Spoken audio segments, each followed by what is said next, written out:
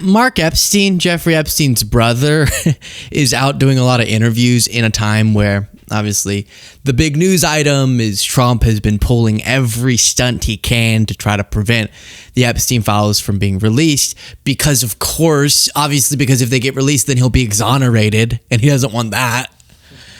So Mark Epstein, I want to hear from him. Anyone who knows a good amount about what could be there, he's a family member, so he could have inside information. I want to hear from, but don't let my ambition to hear from whoever knows stuff, kind of like some of what Michael Wolff's we've been learning about him, distract you from. I also am very skeptical of these people, and I want them to be questioned a little bit more aggressively. Like, Mark, what did you know, Mark? Well, you were advising your brother. Yeah, family bonds go deep. At least in my case, not that deep.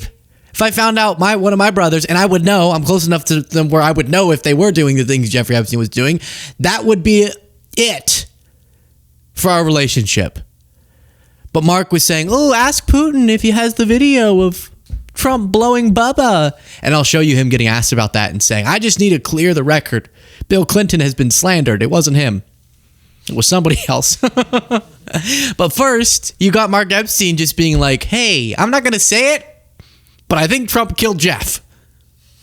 Okay? Listen, on friend of the show, Don Lemon's show. When you saw that interview with them, I think there was a couple of interviews. The one thing with Maria Bartiromo, where they sat down, and they were glum, and they're saying there's nothing there. I would be honest with you, there's nothing there. After years and years of pushing, and also calling this somehow a Democrat, according to them, conspiracy theory, and that somehow the Democrats were involved in your brother's death. I don't think the Democrats. Look, I look at it this way. Bill Barr, when he came out with that ridiculous statement, he was the Attorney General. Who did he look? If Jeffrey was murdered, which I believe he was, somebody did it. So the people who are coming out with these ridiculous statements, I think, are covering up for somebody, right? So who are they covering up for? Bill Barr worked for the President of the United States. Kash Patel works for the President of the United States. Pam Bondi works for the President of the United States. Maybe someone should ask him what he knows. Who do you think they're covering up for? Who do they all work for? They all work for Donald Trump. Well, like I said in another interview, I wouldn't be surprised. You wouldn't be surprised if Donald Trump was behind your brother's death? Are you saying that Donald Trump had your brother murdered, do you believe? I'm not saying that. I'm saying if that's what it was, I wouldn't be surprised. We know that Jeffrey had dirt on Donald Trump. We know that. That's a fact. Because he said in 2016 with the election that if he said what he knew, they'd have to cancel the election. He didn't tell me what he knew, but that's what he said. And I've been public about that before. That shouldn't come as a shock. Dirt like what? Dirt about what? Of course, Steve Bannon said that the only person he feared for Donald Trump's sake was Jeffrey Epstein. Why? What do you think? Jeffrey was going to beat him up? No, it's because of what Jeffrey knew. And what did Jeffrey know? Well, I don't know. He didn't tell me what he knew, but he... Why, Mark? Ask him. Ask him. You're emailing him. Ask him. What do you know? Hey, in case the guards give you 8 different uniforms, like 100 yards of fabric, and they leave it and they say, hey, we're going out for dinner. Don't do anything to yourself. In case they do that, you want to tell me what dirt you have? Why didn't you ask that, Mark? Now, he says we don't know what happened. But he said if he was murdered, but we saw the orange blob, right? The missing minute, all of that. What people haven't reported on is that there was a faint audio that gives us some insight into who could have been in Epstein's cell the night that he died. And Cole does have this exclusive audio. Would you play it for us? Hoo-yah, Navy! So I do think Melania should be looked into, because that sounds a lot like her. It's a weird thing to say, hoo-yah, Navy. But you don't know what people do in such situations. Obviously, very serious subject. But we navigate the best that we can. as you know. So that's what he was saying there. I mean, from MAGA's perspective, I don't engage in conspiracy theories. What evidence do we have? That's it. But from MAGA's perspective, it's like they were running with deep state murdered Epstein for years. But they never squared that it was Trump's Justice Department and Trump in power when that happened. They never even explore that thought. And now all this new Epstein chaos is happening in Trump's second term. Like, what is that about? Marjorie's out there texting Trump being like, hey, you should lean into this because it could be really bad for a lot of Democrats. It's not occurring to them. Maybe it could be really bad for Trump. I mean, obviously that's occurring to them, but weird they won't accept that. Now, there was the email. This is I don't believe it's anything significant, but people are memeing it hard and I get why. It's funny. I got like I never really tweet anymore. I got my first banger tweet in years off of this. So, hey, what the hell? Yeah, there you go. Follow me, I guess. I barely use it, but you had an email from Mark Epstein to Jeffrey Epstein. And this is the part of what bothers me about Mark. He won't just tell us what he meant, but he will tell us what he didn't mean. And he wrote, ask Putin if he, you could pull up that screenshot, but ask Putin if he has the video of Trump blowing Bubba. And people connected the dots that Bill Clinton would be called Bubba, I guess, as a nickname. So it led this whole thing of, did Trump give Bill Clinton a thing? Which is not really important, like potential abuses would be important. But, oh my gosh, let's see. Did I read it? Did I ask him if Putin has the photos of Trump blowing Bubba? Okay, ask him if Putin has the photos of Trump blowing Bubba. Here's Mark Epstein saying, listen, don't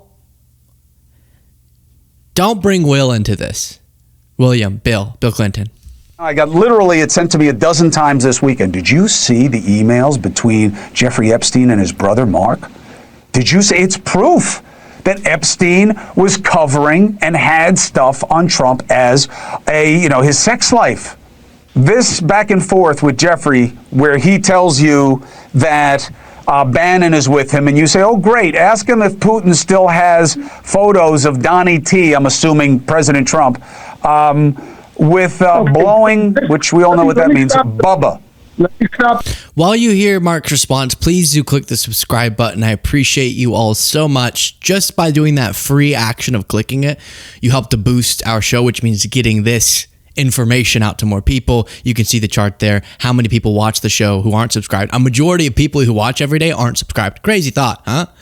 And then a side thought, and I'll show this to you. I know he's probably doing like mustache Movember. What's it called? No shave November, which is why Chris has a mustache. Given the topic, something about the stash is not working for me. It's just kind of, we're talking about perverts and something. No, I'm kidding. I like it. It's great. With blowing, which we all know what that means, Bubba. Let me stop you here. I'm not discussing that email. This is a private email between Jeffrey and myself. It's two brothers talking. It's nobody's business what we wrote. The only thing I responded to is because people got crazy with the Bubba reference and they tried to pin it on Clinton. So I made a public statement that it was not any reference to Bill Clinton. I like Bill Clinton, and I'm sorry for him that he had to go through that. But the email had nothing to do with Clinton, and that's my last word on that email. And I get it. You don't want to talk about it. It was a private back and forth with your brother. Fine. But it is being used as proof that your brother had compromised information about Donald Trump. Is that what you are referring to, and is that what you suspect? No, Jeffrey, in 2016, I said this publicly before. Jeffrey told me that if what he already said. I really don't like Mark. Since a lot of my friends and colleagues in this business have interviewed him, I'll maybe get this message directly to him. I don't like you. I think there's something sick going on with you. I'll be happy for you to reveal whatever you can about what you knew, because I do want that insight. But I don't like you. What do you mean it's not our business? Yeah, it is. Okay, it is. Your brother's dead. He was a horrible human being. And you're protecting his privacy? What is this? Ooh, it's not Bill, but keep guessing. This was a private email between me and my beloved brother. Oh, you mean the notorious sex trafficker of children? Is that who you need to protect the privacy of? Tell us. Not even on that one necessarily, but don't do this whole. We have to respect the familial privacy that I have with my dear brother. Shut up. Tell us, coward. Than this. What I do want to talk about is I've been recently told the reason they're going to be releasing these things and the reason for the flip is that they're sanitizing these files. There's a facility in Winchester, Virginia, where they're scrubbing the files to take... And get a microphone. I can barely hear what you're saying. He's saying, yeah, that they're sanitizing the files. There's a facility in Winchester, Virginia, where they're scrubbing the files to take Republican names out. That very well could be true. They're doing all these things to protect Trump's names. We heard they were going to try to remove reference, or someone in the DOJ said he believes they're going to remove Republican names or something. But again, how would Mark Epstein know that? Okay, you're just speculating like everyone else. Your brother, who you were buddies with, raped children a lot. I don't know why people don't press him on that. Hey, what did you know about that? Why were you emailing with him so late? Tell him, ooh, does he have a photo of Bubba? Why? I think you knew. I don't think you cared. I think you're sick for that. Why is no one asking him about that? Same thing, not same, different, but I'm feeling more and more passionate about Michael Wolff. What's all this advice you're giving to Epstein for? That's not what a journalist does. I'm grateful that you revealed a lot of important stuff about him. You could have gotten that, or you couldn't have. I don't really care. Why are you advising him about how to benefit himself PR-wise? Him, Mark, all these people. Everyone wants their info. That makes sense. I do too. But then none of them ask in interviews or really press, hey, this is so strange, the behavior you were engaging in. Now, on a more positive note, the bill did pass the House. Now it's going to the Senate. Only one person voted against it in the House. And you'll never guess who it is. You actually won't. It's not like one of the names we talk about a lot. Clay Higgins. Now, we do have that one dissenting vote. That is Congressman Clay Higgins, a Republican from Louisiana. I asked him just last week if he planned to vote for this bill. He said he was a no, and he said he was concerned that it would interfere with the ongoing Oversight Committee investigation into all this. They have released a number of documents. Those documents, though, are mostly from the Epstein estate that they've gotten so far. This bill... Clay Higgins should never be able to live this down. Ever. It could interfere with the investigation. That's what they're setting up. That's why Trump's launching these investigations at Democrats.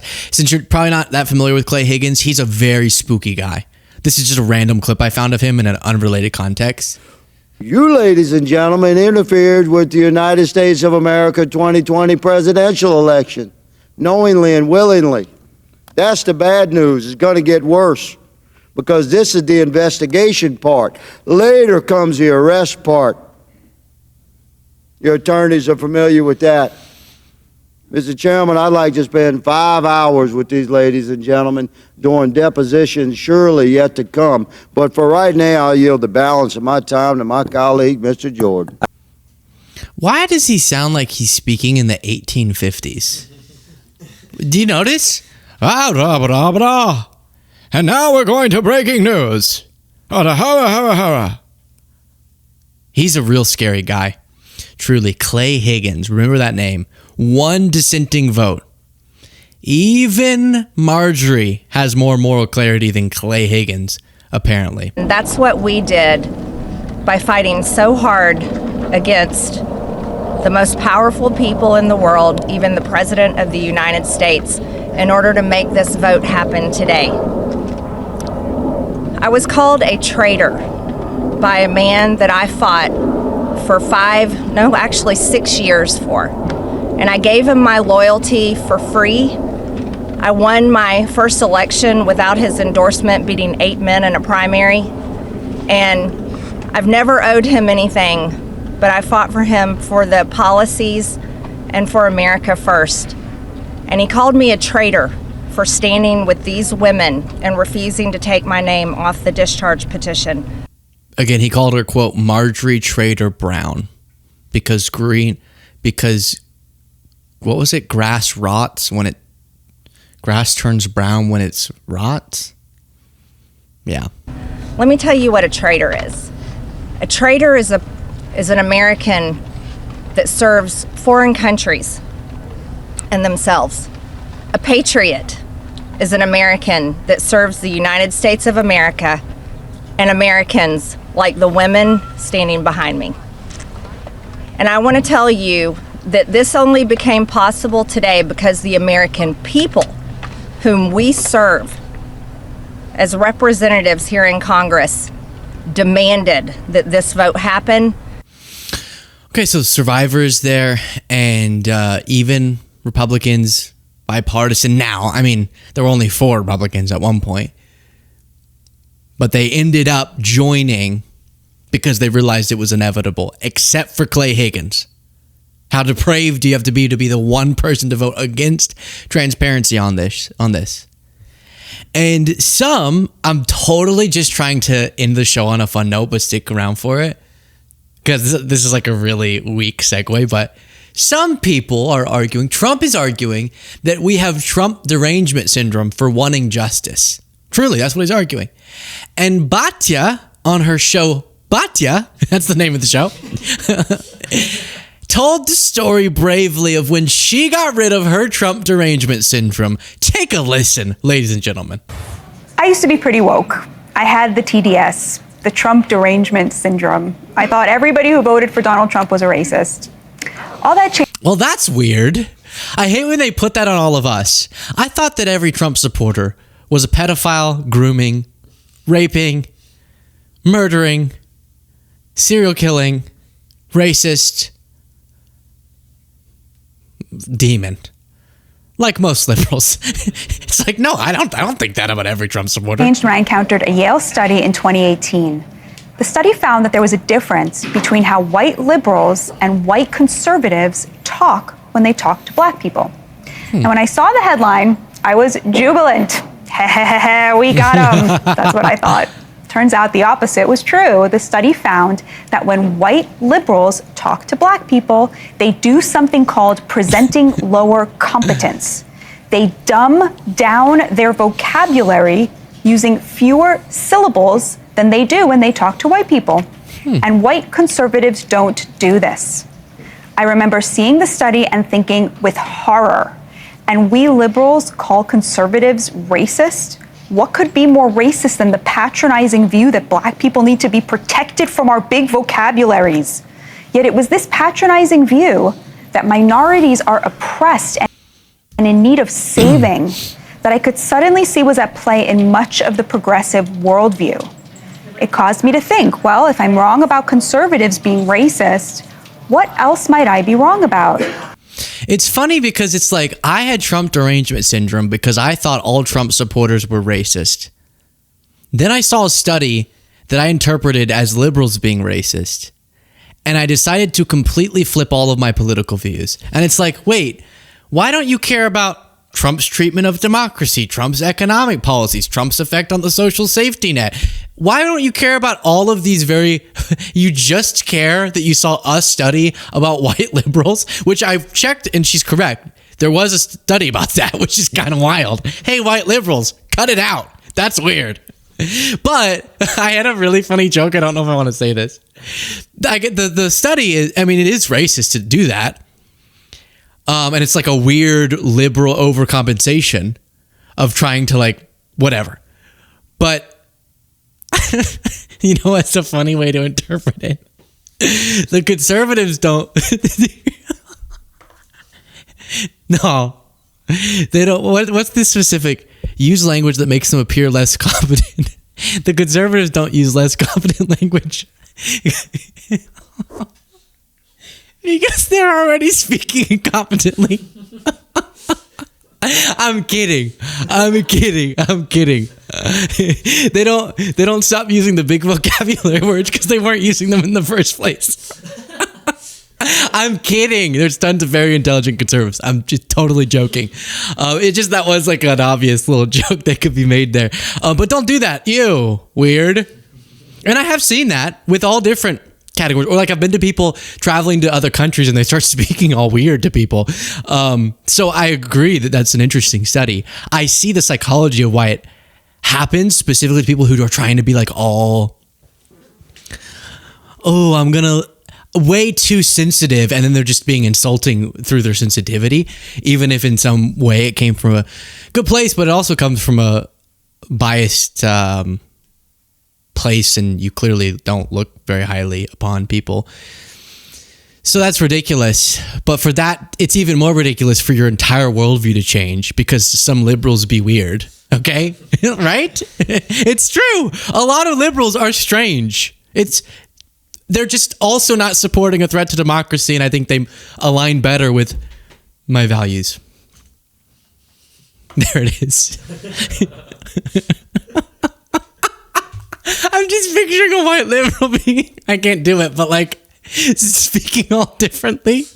It's so funny to imagine. Thank you, Batya. You saved us from TDS.